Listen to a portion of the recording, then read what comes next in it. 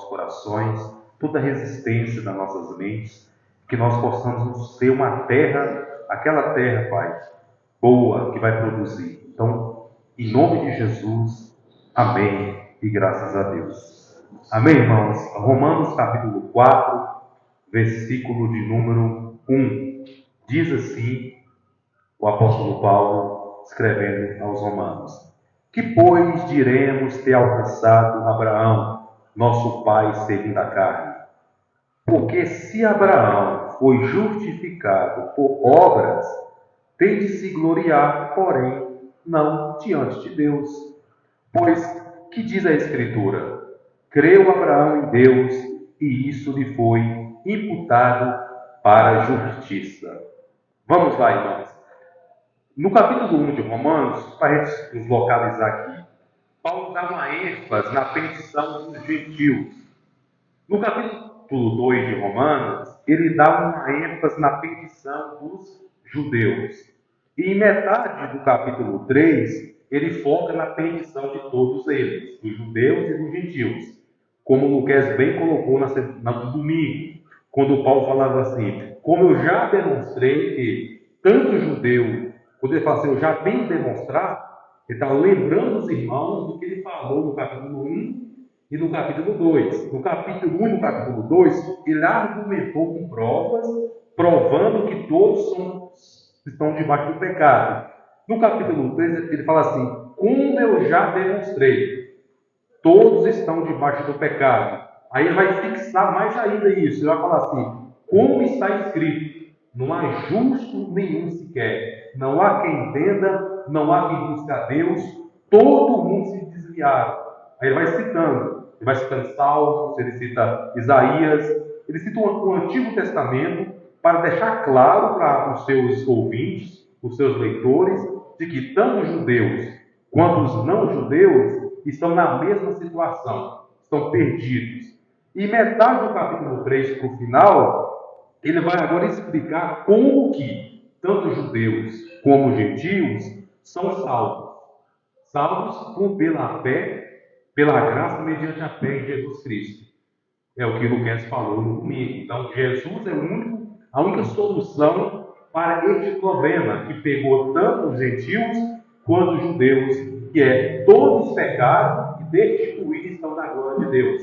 Quem pecou? Todos. E Jesus salva pela graça mediante a fé aquele que crê. Ou seja, não há distinção. Aí Paulo pergunta, ainda resumindo no capítulo 3, Paulo pergunta: Deus é Deus só dos judeus?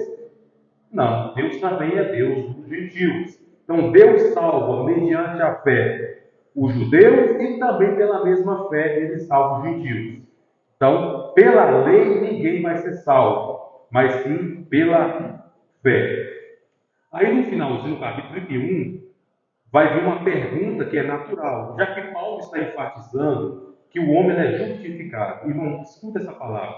A palavra justificado, justificação, significa inocentado, significa perdoado, significa aceito. Então, quando uma pessoa ela é justificada, ela é uma pecadora, ela está perdida. Aí ela vai ser justificada, ou seja, ela vai ser perdoada. E o que vai fazer ela se tornar justificada? O que vai fazer ela ser aceita? É as obras da lei ou é a fé? A resposta é a fé. Então é pela fé que o homem é justificado. Paulo está enfatizando isso. Aí vem aquela pergunta: tá bom, Paulo, já que é pela fé que o homem é justificado e não pelas obras da lei, vamos anular então a lei pela fé? Já que você está falando que não é pela lei, então vamos anular a lei? Aí Paulo vem com a resposta: de maneira nenhuma. De maneira nenhuma. Antes confirmamos a lei. O que ele quer dizer com isso? Como o Lucas bem explicou, você vai para a lei é extremamente rígida, ela é extremamente santa, não tem nenhum problema com a lei, o problema está em nós. A lei expressa o caráter de Deus. Deus não é santo, Deus não é grande, não é perfeito, então a lei é o padrão de Deus. Agora nós somos o quê? Pecadores, perdidos, miseráveis. Tem como a gente conseguir atingir? Não. Então a lei ela é como aquele raio-x, aquele exame bem detalhado, que mostra cada detalhe do corpo da pessoa e mostra onde está o problema. Tem como você argumentar contra o exame, se o exame está provando o problema? Aí eu te pergunto, o exame vai te ajudar? Não, ele só mostra o problema. Agora vem a solução do tratamento do problema. Mas você tira um raio-x lá, aí você olha assim, olha, está com uma mancha aqui, ixi, como é que eu vou resolver agora? Eu vou fazer um chá com esse. Vou fazer um chá, não vai resolver nada. Aquilo aí não é para te ajudar, aquilo é para provar o seu problema. Então a lei é para calar a nossa boca e provar, você tem um problema. E o que eu faço agora? A lei fala assim, agora eu vou te condenar. Só tem uma saída. Aí você pergunta, qual saída? A lei fala assim, corra para Cristo. Corra agora. Aí você vai correndo para Cristo. Aí Cristo vai e te perdoa. Te justifica pela quê? Pelas obras? Não, já falei que não dá. Pela fé. Você crê. E quando você crê, você é justificado. Ou seja, você é limpo, você é perdoado. Aí você pergunta para Jesus: Jesus, o Senhor me perdoou, o Senhor me limpou. E agora, o que eu faço? Aí Jesus fala assim: agora volta lá para a lei. Não para ser salvo, mas porque você já foi salvo, a lei agora é um modelo para você seguir. Só que você não vai seguir a lei para receber o perdão, porque você já recebeu o perdão sem ela. Só que agora ela se tornou o seu modelo, é o seu espelho. Por isso que ele fala, nós não vamos anular a lei, a gente confirma a lei. Nós fomos salvos pela graça mediante a fé, mas a lei vira aquele padrão. E aí nós, os cristãos, começamos a ter prazer na lei de Deus. É isso que Paulo está. Por que eu estou falando isso aqui? Para a gente encaixar aqui no capítulo 4, que é a sequência. Aí ele vai fazer a seguinte observação. A despeito do que Paulo acabou de falar, vai surgir dúvidas no coração dos irmãos. Aí eles vão fazer a seguinte pergunta: Paulo, você está dizendo aí que é pela graça, mediante a fé, e Abraão, hein, Paulo? Não foi pelas obras que ele foi justificado? Aí Paulo vai responder aqui: se Abraão foi justificado pelas obras, ele tem que se gloriar não em Deus. Em outras palavras, se foi pelas obras que Abraão foi justificado, então ele tem que se gloriar nele mesmo, o que é um absurdo.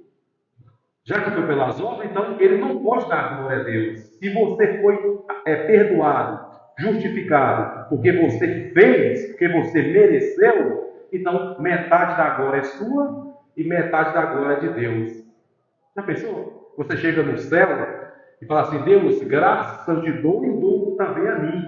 Porque eu vim aqui porque eu sou mais inteligente do que o meu vizinho. Meu vizinho não quis, eu quis. Meu vizinho é burro, eu sou inteligente. Então, glória seja dada a mim e uma parte para o Senhor. Você imagina essa cena? Você chegando no céu, eu estou aqui, tá? O Senhor fez a sua parte, né? Mas eu, se não fosse eu, Deus. Imagina. Você consegue imaginar essa cena? O homem dividindo a glória dele, ou melhor, Deus dividindo a glória dele com o homem. Isso aí, irmãos, é um erro das religiões. Todas as religiões têm esse modelo que nós chamamos de sinergismo. Talvez essa palavra é nova para os irmãos. O sinergismo é essa ideia de que Deus e você é como se fosse 50% Deus e 50% você. É como se quando você estiver no céu, uma parte da glória é sua, outra parte da glória é Deus. É o que eu chamo de sinergismo. Todas as religiões seguem essa linha. É a linha do mérito. Eu mereço, eu fiz, agora Deus tem que me abençoar. Eu contribuí, agora Deus tem uma dívida comigo. Isso é o sinergismo. É o que as falsas religiões ensinam. Nós temos um outro modelo, irmãos. Nós temos um outro modelo chamado monergismo. Monergismo é o contrário, é um movimento só, de cima para baixo. É Deus que faz, é Deus que te salva, é Deus que te justifica. E você responde a Deus. Tanto é que quando nós estivermos diante do Senhor, todo joelho vai se dobrar e toda glória será dada a Deus. Ninguém vai falar: Deus, eu estou aqui, mas afinal de contas eu sou mais inteligente do que os que não estão. Já pensou? Em outras palavras, não foi pela graça, Deus. Foi a graça. A graça. Se é graça, não é por mérito. Porque se é por mérito, a graça deixou de ser graça. Por que fala graça? Porque é graça. Graça é graça. Graça é um favor que você não merece. Então ninguém merece a graça. Se alguém merecer a graça deixou de ser graça. Então já não é mais graça, já é uma recompensa pelo que você fez. Então, nós vamos seguir esta linha. É o que Paulo está enfatizando aqui. Se Abraão foi justificado pelas obras, então Abraão vai ter que se gloriar não em Deus, mas vai se gloriar nele mesmo, porque foi pelas obras, então ele é que fez. O que não foi verdade. Abraão não foi justificado pelas obras, mas pela fé. É o que ele vai falar na sequência. Abraão creu em Deus, e isso lhe foi imputado para a justiça. Ou seja, foi o crer, foi a fé de Abraão que foi imputado para a justiça. No versículo 4, Paulo vai falar assim: ora, ao que trabalha, o salário não é considerado como favor, e sim uma dívida, não é? Se a pessoa trabalhou, o salário dela é uma dívida, não é um favor, correto? E o que não trabalha é um ponto aqui. Paulo está dizendo: olha, quem trabalha, o salário de quem trabalhou não é um favor, mas é uma dívida. Todo mundo que trabalha vai receber. É o seu ponto. Na sequência, ele fala assim: mas o que não trabalha, porém crê naquele que justifica o ímpio, a sua fé lhe é atribuída como justiça. Em outras palavras, Abraão não foi justificado porque ele trabalhou. A justificação de Abraão e todos nós não foi porque nós fizemos, nós não conquistamos isso. A salvação não é não é uma dívida que Deus está pagando para nós, como se nós fizéssemos algo aqui, aí Deus vai nos pagar com a salvação. Não, a salvação não é uma dívida que Deus está pagando para nós, mas sim um presente que Ele nos dá através da fé. É o que Paulo vai enfatizar aqui. Nós não fizemos nada para merecer a salvação. Aí eu sei que parece estranho, mas então a gente não vai fazer nada? Irmãos, o ponto aqui é o seguinte: depois que Cristo te salva, depois que você entende, depois que você é justificado, depois que Ele limpa o seu coração, você vai fazer as obras. As obras vêm como resultado da salvação em você, não o contrário. Não é a salvação, não é as obras que vai gerar a salvação, mas a salvação que gera as obras. Percebe a dinâmica? Então não tem como alguém falar que foi salvo, que foi perdoado, que foi justificado, mas não obedece? Não, é mentira. Deu para entender? Essa ideia, por isso que muitas pessoas, que as pessoas dizem: fulano afastou do Evangelho. A maioria nunca afastou, porque nunca esteve de fato no Evangelho. Percebe, irmão? Então, ou seja, se de fato eu tive um encontro com Deus, se de fato eu fui justificado, qual é a evidência que isso é verdade? É que a minha vida vai mudar. E as obras vêm na sequência dessa obra no meu coração. É assim que funciona, não é eu primeiro faço, aí Deus avalia, agora vem, você fez por onde? Eu nunca vou conseguir atingir o que Deus exige. Mas primeiro Deus salva, perdoa os meus pecados, e agora, como uma pessoa perdoada, como uma pessoa justificada, eu caminho com Cristo. Todo cristão tem que ter esse discernimento, porque senão você vai viver na ansiedade, você vai viver no desespero. Você vai achar que Deus está irado com você o tempo todo, porque você acha que você vai ter que conquistar Deus para Deus ser favorável a você. Irmão, Ele já foi favorável a você. Tudo que você faz agora é graça, ou seja, você faz por gratidão. Por isso que no cristianismo bíblico, que é importante destacar, não tem esse negócio de que eu mereço alguma coisa. Você me deve alguma coisa. Você não me deve absolutamente nada, só que eu te devo. Ou seja, você não me deve um bom dia, mas eu te devo um bom dia. Você não me deve uma atenção, mas eu te devo uma atenção.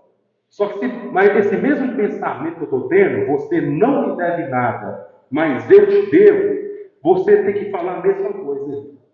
Vamos explicar essa dinâmica. Eu digo assim: Rogério, você não me deve nada, mas eu te devo. Aí Rogério fala a mesma coisa na cabeça dele: Gerlão, você não me deve nada, mas eu te devo. Aí tanto eu vou servir o Rogério, como ele vai me servir. Só que a parte dele me servir é ele, não é eu que vou exigir que ele faça. Eu não vou cobrar de você nada. Eu vou cobrar de mim. Eu tenho que fazer. Eu te devo. e você não me deve. Aí na sua cabeça você fala assim: você não me deve, eu que te devo. Todo cristão pensando assim: todo mundo serve o outro. Mas a minha parte eu que faço, a sua é você que faz. Não existe essa coisa: eu estou chateado porque o irmão não conversou comigo. Ou seja, você acha que o irmão deve conversar com você. Ele não te deve nada, mas você deve ele. E se o irmão também entender isso, ele vai dever a você. E você não vai dever nada. Cada um. Essa é a dinâmica que nós temos que desenvolver. Para nós não ficarmos tristes. Fulano foi num casamento, não teve um casamento, não me convidou. Você fica triste, por quê? Porque você acha que a pessoa tem que te chamar. Então você está esperando que ela te chame. Você está tendo a necessidade que alguém te chame. Ou seja, você não entendeu aquilo. Agora, no dia que você fala assim: você não me deve nada. Se você colocar na sua cabeça: você não me deve nada, você não tem nenhuma obrigação comigo, a pessoa nunca vai te decepcionar. Porque o dia que ela falhar com você, você fala: o quê? Eu já não esperava mesmo, né? Não me convidou e eu não estava querendo ir mesmo. Eu nem estava pensando nisso. Então você não pode ter essa coisa de você me deve. No Evangelho é isso. Cristo, tudo que a gente faz eu tenho uma dívida. Ou seja, eu não estou fazendo para receber. Eu estou fazendo porque eu já recebi. Então eu faço por amor, eu dedico a Deus, porque Ele dedicou a mim primeiro. É o que diz no Novo Testamento: nós os amamos porque Ele nos amou primeiro. Entendeu a lógica? Nós só conseguimos amar Deus porque Deus nos amou primeiro. Então o amor de Deus para conosco ativou o nosso amor para com Ele. Nós amamos de volta porque primeiro Ele nos amou. Não é que eu amei a Deus, você me ama, agora você me ama, agora eu vou te amar de volta, agora eu vou te amar. Meu filho, você me ama, você começou a me amar. Que legal, você começou a me amar, agora eu vou te amar de volta. É o contrário. Deus nos ama, e por causa que Ele nos ama, nós o amamos. Então, é vertical, irmão. Começa com Deus e chega até nós. De maneira que a salvação, ela pertence ao Senhor do começo ao fim. É o que Paulo está tentando dizer para os irmãos aqui. Eu sei que é complicado isso, mas vocês vão entender. Vocês lembram quando eu era criança e ia jogar fliperama? Se vocês conhecem aquela frase: a ficha caiu, vocês conhecem essa frase? A ficha caiu agora. Por que fala isso? Às vezes você coloca a ficha lá, aí não cai. Você dá um tapa, aí caiu a ficha. Essa é a ideia. A gente tem que bater na cabeça para a ficha cair. Então aí tem que repetir como é que funciona para que a ficha caia, que às vezes fica travada aqui. Eu não entendi como é que é isso. Vamos batendo até a ficha cair e aí destravar. Bem, meus irmãos, estou seguindo aqui o que ele fala no versículo 6. E assim também que Davi declara ser bem-aventurado é feliz. Feliz o homem a quem Deus atribui justiça independente de obras. Bem-aventurados aquele cujas iniquidades são perdoadas e cujos pecados são cobertos. Tá? Paulo está citando o Salmo 37 aqui. Ou seja, o que significa ter os pecados cobertos? Significa ser justificado. Felizes, irmãos, são vocês que foram perdoados por Cristo. Felizes são vocês que Deus olha para você não com um olhar de ira, mas com um olhar de amor. Por quê? Porque os seus pecados, os nossos pecados, que fazem com que Deus esteja irado com o homem, Cristo pagou, Cristo levou. Então, através do que Cristo fez na cruz, toda a justiça de Cristo, todo o mérito de Cristo é imputado, ou seja, é transferido para nós. E toda a nossa culpa, toda a nossa dívida foi transferida para Ele. Então, lá na cruz, Cristo está com os nossos pecados, Ele está pagando por eles, sofrendo a ira de Deus pelos nossos pecados. E agora, nós que cremos em Cristo, o que resta para nós? O perdão. É uma troca. Essa é a dinâmica do Evangelho. É Cristo no meu lugar, no seu lugar, e você no lugar dele. É uma troca. Deus castigou os seus pecados em Cristo Jesus. E por causa disso, mediante a fé em quem? Nele, Cristo Jesus, você é justificado, você é salvo. A salvação só acontece nessa dinâmica. Cristo salvando você, porque Ele já pagou por isso. Seguindo aqui. Por isso que Ele chama de bem-aventurado o homem que tem seus pecados encobertos, quer dizer, justificado, perdoado.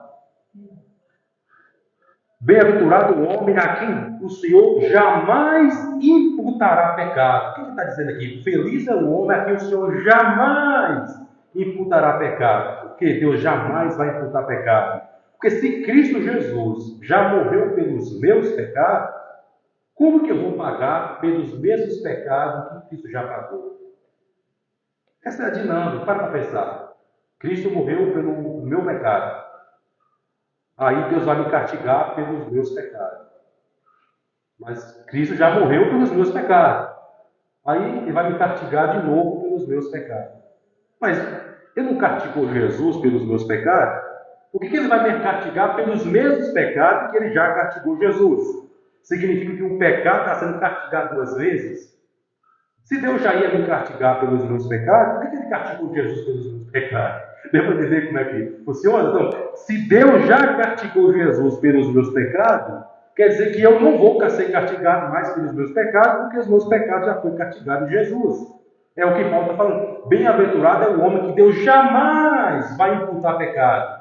Aquele que está em Cristo, Deus não vai condenar ele pelos pecados dele, porque os pecados dele já foram lançados em Cristo. Isso não quer dizer, claro, que a pessoa vive em pecado. Porque se ela está em Cristo, obviamente ela não está vivendo mais em pecado.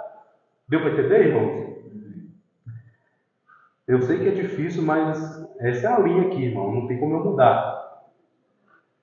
Aí ele pergunta: vem, pois, esta bem-aventurança exclusivamente sobre os circuncisos? Circuncisos aqui é os judeus. Está perguntando: isso vem somente sobre os judeus? Ou também sobre os incircuncisos, ou seja, os gentios? Aí a resposta é simples, ó. Visto que dizemos, a fé foi imputada a Abraão para a justiça. Como, pois, lhe foi atribuída? Como que isso aconteceu? Como que houve essa dinâmica? Estando ele já circuncidado ou ainda incircunciso? Irmãos, quando Deus fez a promessa a Abraão, quando Deus justificou Abraão, Abraão já era circuncidado ou não? Não. Abraão não tinha feito a circuncisão ainda. Então, em outras palavras, não faz diferença se é circuncidado ou não, ou seja, não faz diferença se é judeu ou não judeu. Porque quando Deus fez a promessa a Abraão, Abraão não tinha ainda a circuncisão. Então, foi antes da circuncisão que Deus justificou Abraão. Então, ou seja, Abraão foi salvo antes da circuncisão. Ou seja, podemos dizer o seguinte: Abraão foi salvo antes ainda de ser um judeu, por assim dizer. Ou seja, Abraão foi salvo antes da circuncisão. Logo, quem não é circuncidado, também, pela mesma fé que Abraão teve antes de ser circuncidado, vai ser salvo também. Por isso que ele pergunta: Deus faz isso somente aos judeus? Não, também aos não-judeus. Porque quando Abraão recebeu a promessa, ele ainda não tinha tido a marca ali da circuncisão. Aí ele vai perguntar: e recebeu o sinal da circuncisão como selo da justiça da fé que teve, quando ainda incircunciso, para vir ser pai de todos que creem, embora não circuncidado, a fim de que ele fosse imputado para a justiça. Em outras palavras, a circuncisão vem como selo que autenticou a promessa, igual o batismo nas águas. Por isso que o Novo Testamento ele tem uma visão do batismo como se fosse uma circuncisão do Novo Testamento. Ou seja, Abraão já era crente em Deus quando ele foi circuncidado. Então a circuncisão vem como um selo daquele que já tinha fé. Assim também é o batismo nas águas. Quem crê e for batizado será salvo. Por isso que nós batizamos quem crê. Você não vai pegar uma pessoa na rua aqui, vem batizar, e batiza, agora você tem que crer.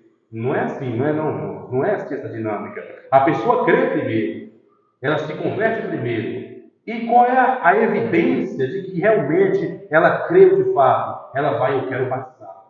O batismo é a consumação, é ela dizendo: eu eu vou assumir publicamente. É o selo que corrobora, que prova que eu criei. Então, primeiro a pessoa crê, depois ela batiza. Então, não é nunca o contrário. Infelizmente, muita igreja faz o contrário. Batiza primeiro, e a pessoa pega qualquer um que quer batizar, a pessoa nem entendeu nada, nem entendeu quem é o evangelho, e ela vai e batiza, aí a pessoa fica batizada, mas não é convertida. Porque primeiro você se converte, primeiro você crê, e em resposta a essa fé, você batiza. É igual a circuncisão. Primeiro Abraão creu, e depois ele foi circuncidado. Deus colocou dessa forma aqui, no caso de Abraão. Aí depois, é claro, depois a circuncisão passou a ser o modelo. Depois de 8 dias de nascimento, o homem, a criança já era circuncidada. Mas no início, como começou com Abraão, Abraão já era um homem velho e a promessa já tinha sido feita para depois ele ser circuncidado.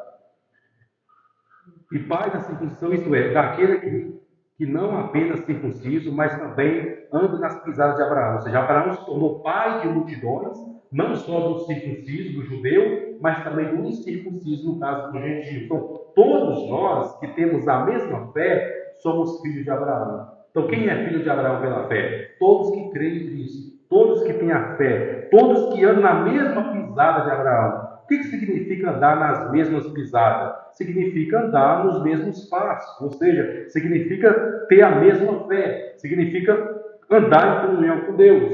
Então, todo aquele que crê assim é, pela fé, filho de Abraão, mesmo não sendo circuncidado, ou seja, mesmo não sendo judeu, mas tem a mesma fé. O que nos torna filhos de Deus não é o fato de ser ou não ser judeu. O que nos torna filhos de Deus é a nossa fé nele. É a nossa comunhão, a nossa conversão que nos torna o mesmo povo. Porque Deus tem um povo só, aquele que serve a Ele, que crê nele.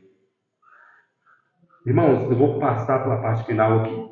Não foi por intermédio da lei que Abraão ou sua descendência coube a promessa de ser herdeiro do mundo, e sim mediante a justiça da fé. Paulo de novo falando, não foi pela lei que Abraão se tornou herdeiro do mundo, e sim mediante a fé. Pois, se os da lei é que são herdeiros, anula-se a fé, cancela as promessas. Sabe por quê? Quando Deus fez a promessa, faltava ainda 400 anos para a lei vir.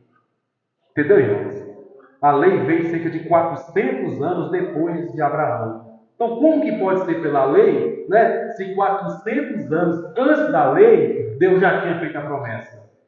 Não faz sentido. Então, ele falou, se foi pela lei, então anula a promessa. Porque quando foi feita a promessa, ainda não tinha lei. Porque, aí é o que eu falei, porque a lei suscita a ira, mas onde não há lei, também não há transgressão. Aqui tem um ponto. Por que a lei foi dada, então? O propósito da lei, aí você vai para o capítulo 3. O propósito da lei é provar a nossa incapacidade, provar que somos pecadores. Lembra que eu falei? A lei é o raio-x que prova que você é pecador, só que ela não pode fazer mais nada, ela não pode te ajudar. Ela só prova que você está perdido. Por essa razão, essa é a razão porque provém da fé, para que seja segundo a graça. A graça, irmão, não foi dada só no Novo Testamento, irmão.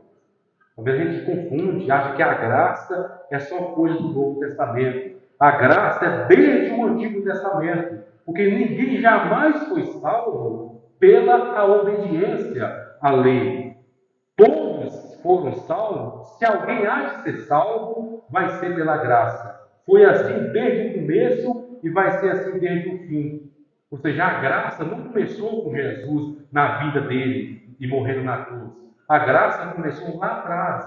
Só que foi a vida de Jesus que, aquilo que eu sempre falei, é como você comprar com o cartão de crédito. Você passa o cartão e você não paga nada ainda. E depois a fatura vem. Então Deus salvou Abraão, mas a fatura ficou pendente. Quando Jesus veio, a conta ele pagou. Então Jesus morre pelos salvos do Antigo Testamento. Sempre foi pela graça, nunca pela lei. No versículo de novo, essa é a razão porque provém da fé, para que seja segundo a graça, a fim de que seja firme a promessa para toda a descendência. não somente ao que está no regime da lei, mas também o que é da fé, o que é da fé que teve Abraão. Porque Abraão é pai de todos nós, como está escrito: por pai de muitas nações te constituí, perante aquele no qual creu, o Deus que vivifica os mortos e chama à existência as coisas que não existem.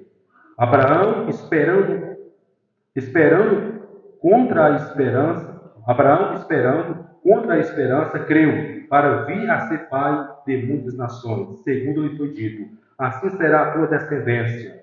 E sem enfraquecer na fé, embora levasse em conta o seu próprio corpo amortecido, sendo já de 100 anos e idade avançada Sara, não duvidou por incredulidade da promessa de Deus, mas pela fé se fortaleceu, dando glória a Deus. Ou seja, quando Deus fez a promessa a Abraão, Abraão não tinha filho ainda. Ou melhor, ele tinha um filho, mas não era da promessa, que era o Ismael. Mas, quando Deus faz essa promessa a Abraão, um ano depois da promessa, Isaac nasce. E Abraão já era velho, a sua esposa também já era velha, mas ele creu que aquilo ia acontecer. Esperança na Bíblia não é o que as pessoas confundem hoje com esperança. Eu tenho uma esperança que isso vai acontecer, mas é uma coisa vaga.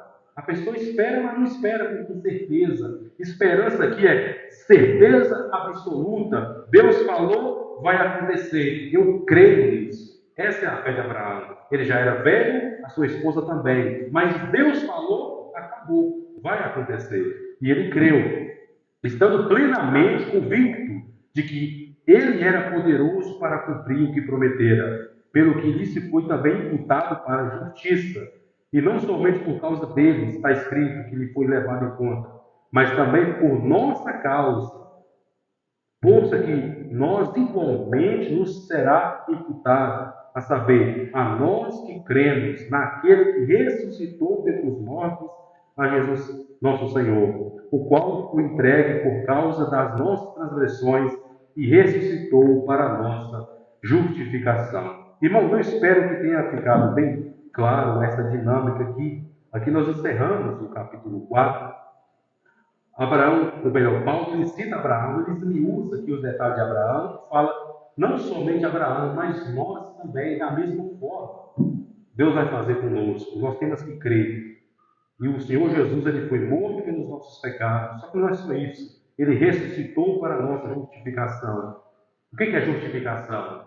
É perdão. Justificação é tornar o culpado inocente, não por ignorar o pecado dele, tornar o pecador inocente, porque o pecador, o seu pecado já foi transferido para outra pessoa, que é Cristo. Deus não perdoa você, irmão, simplesmente porque Ele é bonzinho e quer ignorar os nossos pecados. Ele só perdoa você, só nos perdoa porque Cristo pagou por isso. Deus é justo. Nenhum pecado, todo pecado que já foi cometido, que será cometido, nenhum pecado ficará sem punição.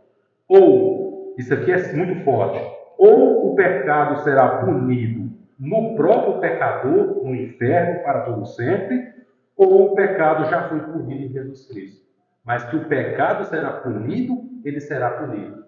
Ele vai ser punido no pecador, ou ele já foi punido em Jesus Cristo. Mas nenhum pecado fica imune. É isso que as pessoas têm que entender. Deus não perdoa simplesmente porque ignora. O pecado existe. Uma vez o pecado cometido, ele é uma realidade. Está ali. Ele vai ser castigado. A pergunta é, castigado em quem? Castigado em Jesus ou castigado no próprio pecador? Quem está fora de Cristo vai sofrer a suplício ira de Deus sobre ele. E quem está em Cristo, Deus jamais imputará pecado. Por quê? Porque já foi castigado. Em outras palavras, Deus só castigará o pecado uma vez. Ou no pecador no inferno, ou em Jesus Cristo. Amém, meus irmãos? Vamos ao Senhor em oração. Glória a Deus. Pai, nós te agradecemos pela sua palavra que é viva e eficaz, digna de toda aceitação. Assim como o Senhor foi gracioso para com Abraão, o Senhor também é gracioso para conosco. Nós entendemos, Pai, que não é pelas obras, não é por méritos, jamais vamos ter méritos, jamais vamos merecer a salvação. Nós somos gratos porque o Senhor nos amou, sendo nós ainda pecadores. Pai, nós vamos chegar nessa parte que diz, quando o Senhor olhou para nós não te servia ainda. O Senhor não exigiu obras de nós, mas sim a nossa fé. Até a nossa fé, Pai, ela foi ativada pelo Senhor. Nós não críamos antes. E de repente o Senhor virou a chave em nosso coração. Ou seja, o melhor, o Senhor transformou, o Senhor quebrou o coração de pedra e deu um coração de carne. O Senhor soprou em nós a vida, porque nós estávamos mortos em delitos e pecado. E um morto nada pode fazer. Mas o Senhor nos deu vida, e por causa dessa vida que o Senhor nos deu, nós reagimos e cremos. Obrigado, Senhor. Toda glória seja dada ao Senhor. A salvação pertence ao Senhor do começo ao fim. Obrigado, Deus, por ter nos escolhido. Nós não contribuímos em nada nessa escolha, mas o Senhor nos escolheu soberanamente. Então nós somos gratos ao Senhor. Obrigado por este culto. Nós encerramos agora. Que o Senhor os leva, os teus filhos, para as suas casas, na proteção divina, guardando eles, abrindo cada vez mais o entendimento, nos dando graça para aprender com o Senhor, para ser santo, para caminhar em santidade e para aprender uns com os outros e para amar os nossos irmãos. O Senhor os leva em segurança, em nome do Pai, do Filho e do Espírito Santo. Amém. E graças a Deus. Amém, irmãos? Estamos